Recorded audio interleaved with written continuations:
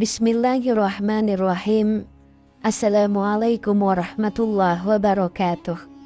Syukur alhamdulillah kita bisa berjumpa lagi di channel ini. Sholawat dan salam selalu dan tetap tercurahkan kepada junjungan kita Nabi besar Muhammad sallallahu alaihi wasallam. Allahumma sholli ala sayyidina Muhammad wa ala ali sayyidina Muhammad.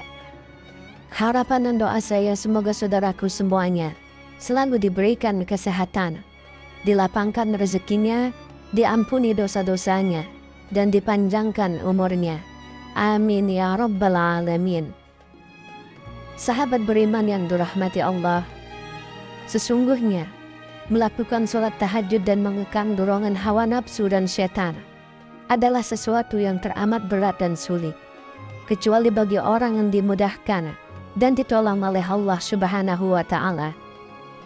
Ada beberapa faktor yang bisa membantu dan memotivasi seseorang untuk melakukan sholat tahajud serta memudahkannya dengan izin Allah Subhanahu wa Ta'ala. Berikut ini ada beberapa faktor yang bisa memudahkan seseorang untuk melaksanakan sholat tahajud. Yang pertama adalah menjauhi perbuatan dosa dan maksiat.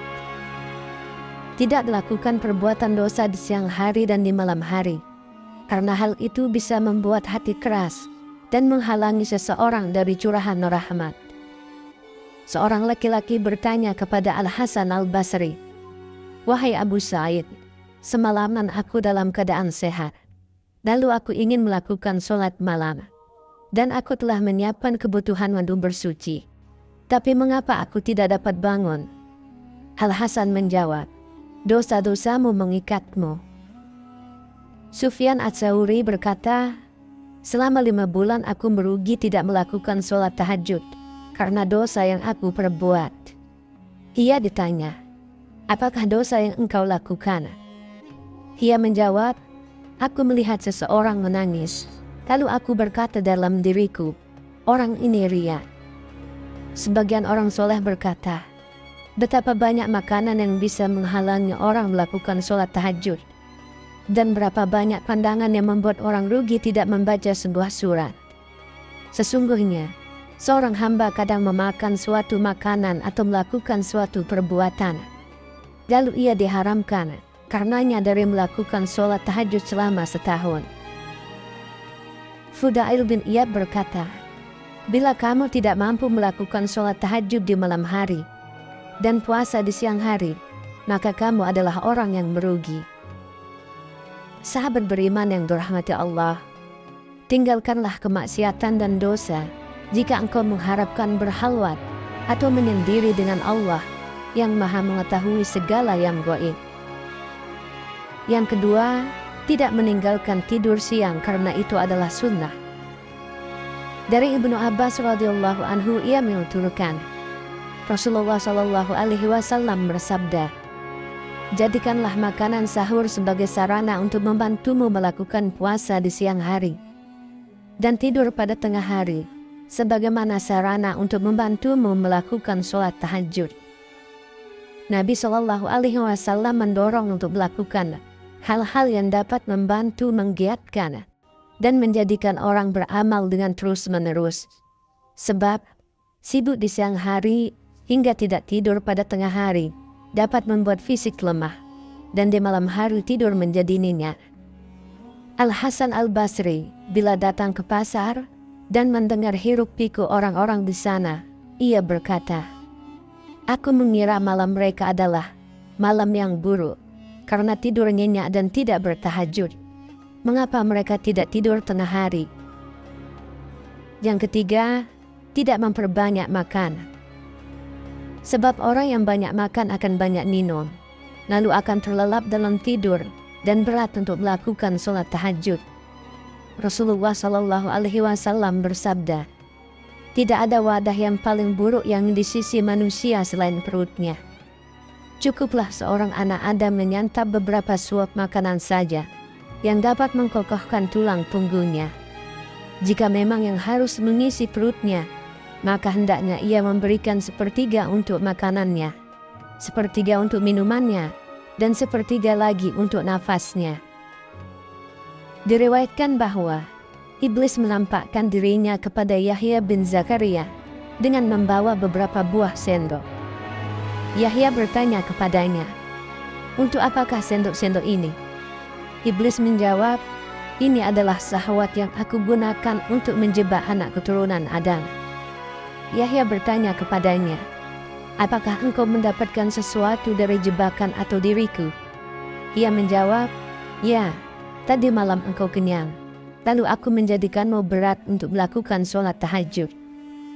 Yahya berkata, "Aku pasti tidak akan mengenyangkan perutku lagi selamanya."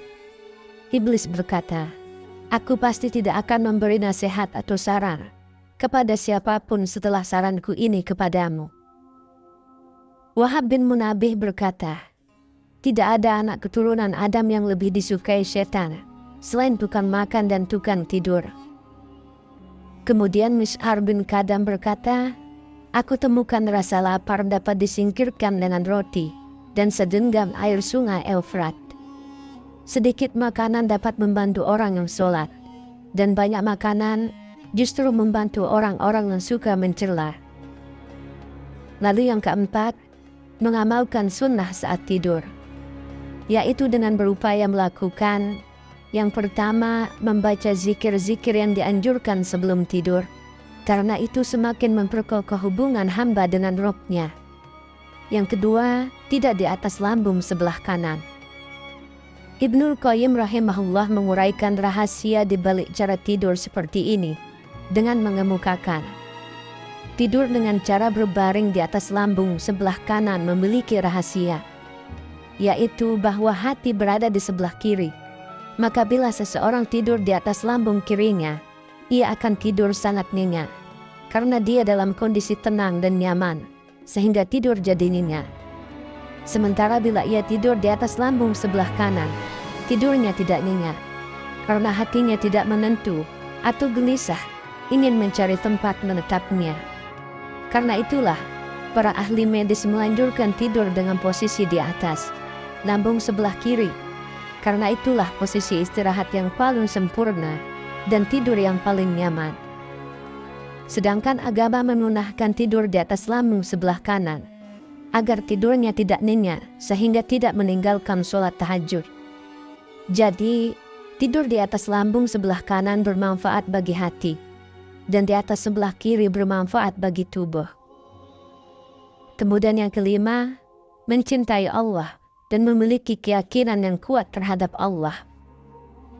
Dalam sholat tahajud, dia tidak mengucapkan satu huruf pun, melainkan ia tengah bermunajat kepada Rabb-Nya dan menyaksikannya, disertai dengan kesaksiannya terhadap apa yang terlintas di hatinya. Bisikan yang ada di dalam hatinya, yang datang dari Allah itu adalah pembicaraannya dengannya. Bila ia telah mencintai Allah, pasti ia ingin berduaan bersamanya dan menikmati munajat dengannya. Abu Sulaiman berkata, seandainya Allah memperlihatkan kepada orang-orang yang senantiasa melakukan sholat tahajud pahala dari amal mereka, tentu kenikmatan yang mereka rasakan lebih besar dari pahala yang mereka dapat. Ibnu Al-Munqadir berkata, tidak ada kenikmatan dunia kecuali 3: sholat tahajud, berkumpul bersama saudara seiman, dan sholat dengan berjamaah. Ketahuilah bahwa karunia dan kenikmatan inilah yang paling diharapkan, karena sholat malam dapat membuat hati bersih dan menyingkirkan segala problem kehidupan. Itulah tanda yang memudahkan seseorang untuk melaksanakan sholat tahajud. Wallahu a'lam bishawab. Demikian yang bisa saya bagikan. Semoga bermanfaat untuk kita semua. Amin ya rabbal alamin. Assalamualaikum warahmatullahi wabarakatuh.